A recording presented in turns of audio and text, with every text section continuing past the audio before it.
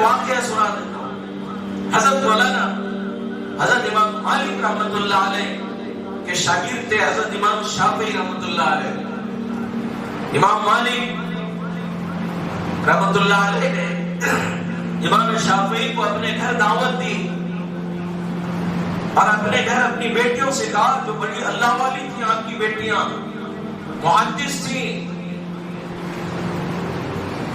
باپ کے درس میں کلاس میں پردے کے پیچھے بیٹھتی تھی، ہزاروں کی تعداد میں امام مالک کا درس لگتا تھا، پردے کے پیچھے بیٹھتی تھی، اور حدیث کی عربی الفاظ کو جب شاگرد سامنے پڑھتا تھا اس میں اگر زبر زیر پیش کی غلطی ہوتی تو پیچھے سے لکڑیاں پہ لکڑیاں رکھ کر یوں بجاتی. امام مالک سمجھ جاتے کہ شاگرد نے یہاں پڑھنے میں شاید کوئی غلطی کی ہے حرکات میں. اتنی زبردست عالمہ فقیہ تھی، محدث لاوالی تھی. تو امام مالک نے کہا کہ دیکھو آج ہمارے گھر میں بہت بڑے اللہ والے آ رہے ہیں، ہمارے گھر کے مہمان بنیں گے،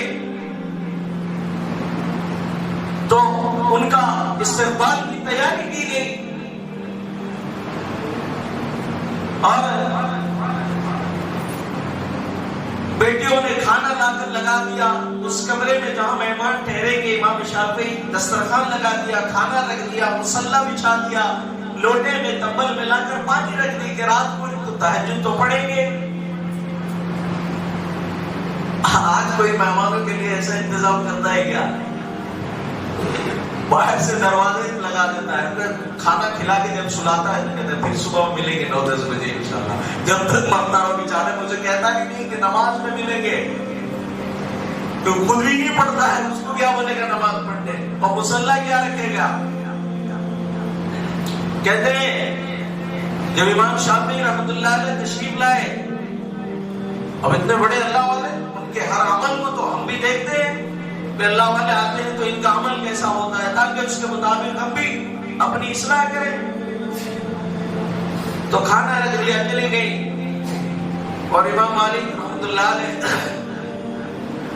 آ گئے. امام شافعی نے کھانا کھا کر صبح کی نماز کے لیے جب گئے تو بیٹیاں کمرے میں ان کے داخل ہوئی تاکہ برتن وغیرہ دسترخوان سب کچھ اٹھا کر لایا جائے. جب جا کر دیکھا تو معاملہ کچھ عجیب تھا کہ پورا پلیٹ چاٹ کر صاف کر دیے ہیں مہمان صاحب، اور تمبل میں پانی ایسے ہی دھرا ہے، وضو بھی نہیں کیا. اس کا مطلب انہوں نے سوچا تمبل میں پانی اسی طرح دھرا ہوا ہے، وضو بھی نہیں کیا، یہ کیسے اللہ والے ہیں؟ اس کا مطلب یہ تہجد بھی نہیں پڑھے. اور مہمان کی جو عادت ہوتی ہے یہ اس طرح نہیں ہوتی کہ پورا چاٹ کر پورے ڈش کو صاف کر جائے. تھوڑا بہت تو مہمان اکرام کرنا چاہیے، خیال رکھنا چاہیے کہ تھوڑا کھائے، کچھ بچا گئے برتن میں، یہ تو پورا سب چاٹ کر صاف کر دیے. تو باپ سے شکایت کی کہ آپ نے تو کہا تھا بہت بڑے اللہ والے آ رہے ہیں، مگر یہ ہم نے کچھ ان کی عادت تو اللہ والوں کے خلاف دیکھا. کہا کیا دیکھا؟ کہا سب سے پہلی بات تو یہ ہے کہ پورا چاٹ کر صاف کر دیے ہیں، یہ ایک دانہ بھی نہیں چھوڑا ڈش کے اندر، سالن کھانا سب کچھ پاک صاف. اور دوسری چیز جو ہم نے دیکھی، تمبل میں پانی اسی طرح دھرا ہے، وضو نہیں کیا. اس کا مطلب تہجد بھی نہیں پڑھے، ڈکار مار کے سو گئے ہیں پوری رات یہ. امام مالک نے کہا تو اعتراض تو صحیح ہے. تو امام شافعی سے جا کر کے آپ نے اپنی بیٹیوں کے اشکال کو رکھا کہ بھئی میری بچیاں ایسا کہہ رہی ہیں، یہ صحیح بات ہے اگر آپ نے اس طرح سے کیا. دیکھو حضرت کا جواب. کہا حضرت جب میں نے ایک لقمہ اپنے پیٹ میں اتارا تو مجھے ایسا محسوس ہو رہا تھا کہ میں اللہ کا نور میرے پیٹ میں اترتا ہے. آپ کے کھانے میں اللہ نے اتنی رحمت اور برکتیں رکھی تھی اور اتنا حلال کا کھانا تھا. تو میں ایک ایک لقمے کو جو پیٹ میں اتارتا تھا مجھے ایسا محسوس ہو رہا تھا کہ نور اتر رہا ہے، لقمہ نہیں اتر رہا ہے. میں سوچا شاید زندگی میں اتنا حلال کا کھانا شاید کبھی نصیب نہ ہو، اسی لیے میں نے چاٹ کر صاف کر لیا. کہا اچھا وضو کیوں نہیں کیا، نماز نہیں پڑھی آپ نے؟ کہا کہ اب اس لقمے کی برکت ایسی ہوئی کہ پوری رات میں مسائل اور فقہ کے ہزاروں مسائل کو میں نے حل کیا قرآن اور احادیث سے. سونے کی نوبت ہی نہیں آئی, وضو میری گئی ہی نہیں, تو میں وضو کروں کیوں؟ یہ حلال اور پاکیزہ کھانے کی برکت تھی.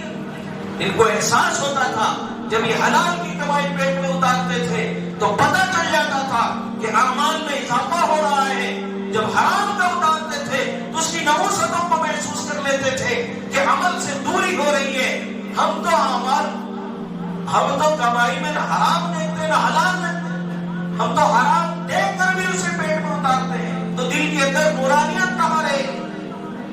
تو انسان کے اندر یہ حس جب پیدا ہوتی ہے جب اس کا دل پاک اور صاف ہوتا ہے, جب دل کے اندر کھوٹ ہوتی ہے, نیتیں پاک اور صاف نہیں ہوتی ہے, تو پھر گناہ اور نیکیوں کے ثمرات اور اثرات کا اس کو احساس نہیں ہوتا. اور پھر چھوٹی سے چھوٹی نیکی کو بھی دیکھے گا, معمولی سمجھ کر ٹال